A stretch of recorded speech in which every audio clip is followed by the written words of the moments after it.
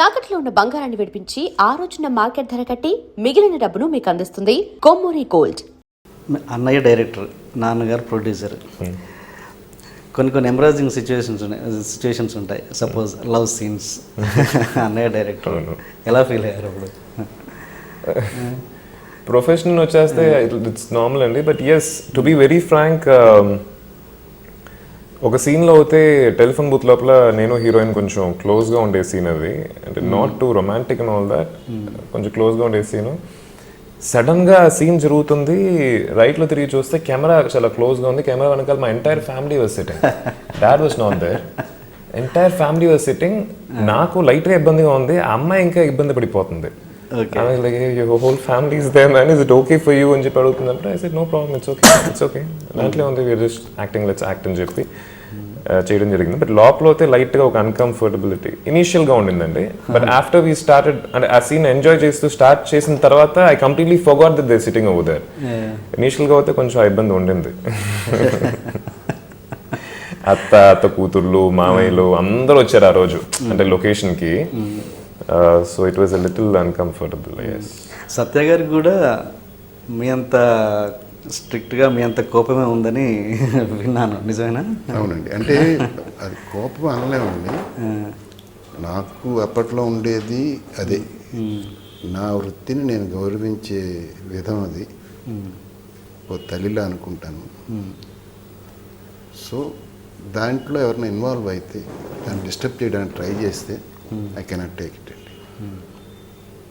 ఇంట్లో 10 రకాలుగా ఆలోచించుకుని, ఎన్ని యాంగిల్స్లో ఆ షాట్ తీయొచ్చు అన్ని ఇంట్లో ఆలోచించుకుని this is the correct way అని డిసైడ్ చేసుకుని సెట్కి వెళ్ళేవాళ్ళం అండి. నేను అదే మనస్తత్వం నా కొడుకు వచ్చింది. ఇప్పుడు అక్కడికి వెళ్ళగానే ఒకళ్ళు ఇది ఎందుకు ఇలా అయితే బాగుంటుంది కదా అనగానే అది నేను ఎప్పుడో ఆలోచించి డిస్కార్డ్ చేసిన ఐడియా అయి ఉంటుంది. I can't take it.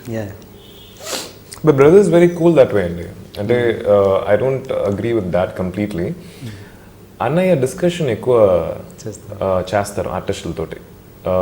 వచ్చేసి ఈ సిచ్యువేషన్ రియల్ లైఫ్లో జరుగుతుంది, నువ్వు ఏం చేస్తావు, నన్ను మట్టు కానీ ప్రతి ఆర్టిస్ట్ని అడిగేవాడు. అడిగి వాళ్ళ ఇన్పుట్స్ తీసుకొని, అంటే ఒక్కొక్క ఆర్టిస్ట్కి ఒక్కొక్క పాజిటివ్స్ ఉంటాయి, కొత్త మేనరిజమ్స్ ఉంటాయి, అవన్నీ తీసుకునేవాడు. తీసుకొని దాంట్లో చిన్న చిన్న చేంజెస్ చేస్తూ ఉండేవాడు. మీరు మలుపులో చూసారంటే ప్రతి ఒక్క ఆర్టిస్ట్ పర్ఫార్మెన్స్ చాలా నీట్గా ఉంటుందండి, ఒక మీటర్లో ఉంటాయి. I think that credit goes to అన్నయ్య. He used to discuss.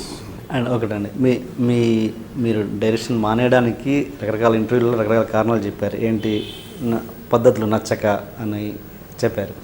అంటే మీరు అప్పుడు ఫేస్ చేసిన షూటింగ్ టైంలో మీరు ఏదైనా గుర్తున్న ఇబ్బందికరమైన, పేర్లు చెప్పొద్దు నాకు, కానీ ఏదైనా ఇబ్బందికరమైన సిచ్యువేషన్ ఏదైనా ఒకటి చెప్పండి. ఇప్పుడున్న జనరేషన్ అట్లీస్ట్ నేర్చుకుంటారు.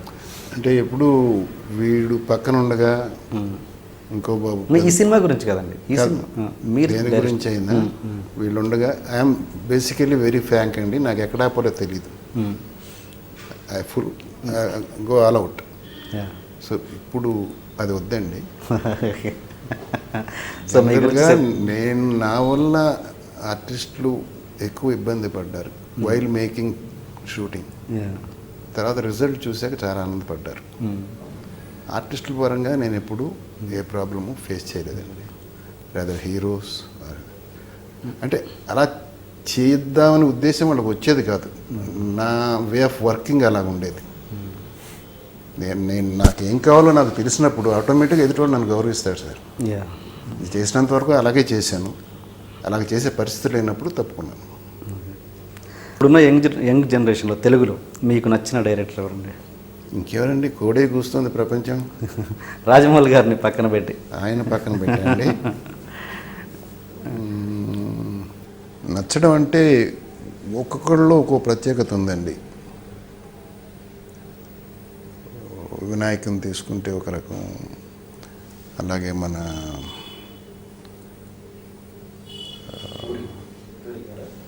పూరి గారు, మరి మన పేర్లు గుర్తొచ్చి చావు, త్రివిక్రమ్ గారు ఆయన ఒక స్టైల్ అండి. అలాగే ఇతర డైరెక్టర్లు అన్ని పేరున ఎందుకు కానీ ఒక్కొక్కరిది ఒక్కొక్క స్టైల్ ఉంది. అందులో కొందరు నాకు చాలా బాగా నచ్చుతాయండి. త్రివిక్రమ గారి దాంట్లో ఏంటంటే సోఫిస్టికేషన్ తోటే మాస్ని పట్టగలడు ఆయన. His dialogues nobody can repeat అండి. His punches. ఇలాగ ఎవరి గొప్పతనం వాళ్ళలో ఉంది. నాకు కొంచెం పర్సనల్గా నన్ను సర్ప్రైజ్ చేసిన డైరెక్టర్స్లో పూరి జగన్నాథ్ గారు. ఎందుకంటే ఆయన సినిమాగా తీసుకునే మెటీరియల్ కొందరికైతే ఇది సినిమాకి ఎందుకు పనికి వస్తుంది, సినిమాగా తీయొచ్చా, తీస్తే పిచ్చోడు అంటారా అనేలాంటి కాన్సెప్ట్స్ కూడా చాలా ధైర్యంగా పెద్ద హీరోలతో ఆయన తీసి సక్సెస్ చేశాడు. In that way I like him very much. మీరు అది గారు ఒకవేళ తెలుగులో మీకు ఒక డ్రీమ్ డైరెక్టర్ ఎవరు ఉన్నారా, ఫలానా ఆయన దాంట్లో చేయాలి నేను అని? Every director of mine is my dream director. To be very very straightforward. First film director అయినా కావచ్చు, చాలా ఎక్స్పీరియన్స్ ఫిల్మ్ డైరెక్టర్ అయినా కావచ్చు, every director of mine is gonna be my dream director. For me he's my director అంతే. I will surely listen to him. అంటే okay, కొత్త వాళ్ళు ఎలా తెలియదు, ఇప్పుడు ఉన్న వాళ్ళలో ఒరే అతని దాంట్లో చేస్తే every director is got his own style అండి. మీరు ఇందాక రాజమౌళి గారు అని చెప్పారు. So he's a proper commercial director with a lot of new ingredients ఉంటాయి. అదేలాగా you know Sekhar Kammula garu, Vinayak garu, everybody has their own style. పర్టికులర్గా పూరి గురించి చెప్పినందుకు అదర్ పర్సన్స్ ఉన్నా ఈ నెవర్ ఫాలోస్ ఎ ట్రెండ్ అండి. అసలు ఇది సినిమాగా పనికొస్తుందా ఈ పాయింట్ అన్న వాటిని కూడా he could touch. Most intelligent gentlemen is Rajamouli.